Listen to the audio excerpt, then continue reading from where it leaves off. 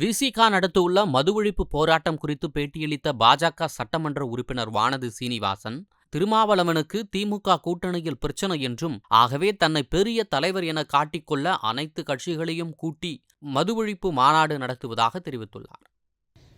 திருமாவளவன் அவர்கள் இப்போது கூட்டணியில என்ன பிரச்சனைன்னு தெரியல.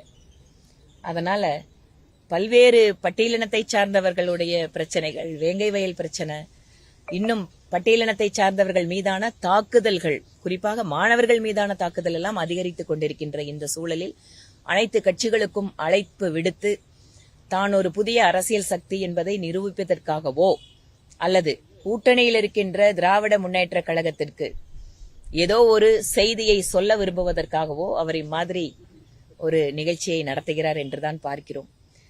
திருமாவளவன் அவர்கள் சொல்கின்ற பூரண மதுவிலக்கு, மதுவிலிருந்து மக்களை காப்பாற்றுவது, பெண்களுடைய வாழ்க்கையில அந்த துயரத்திலிருந்து அவர்களை மீட்டெடுப்பது என்று அதிகமாக அரசியல் கட்சியிலேயே இதற்கான பணிகளை செய்து கொண்டிருப்பது பாரதிய ஜனதா கட்சிதான். செய்திகளை உள்ளது உள்ளபடி தெரிந்து கொள்ள ரெஃப்ளெக்ட் நியூஸை சப்ஸ்கிரைப் பண்ணுங்க.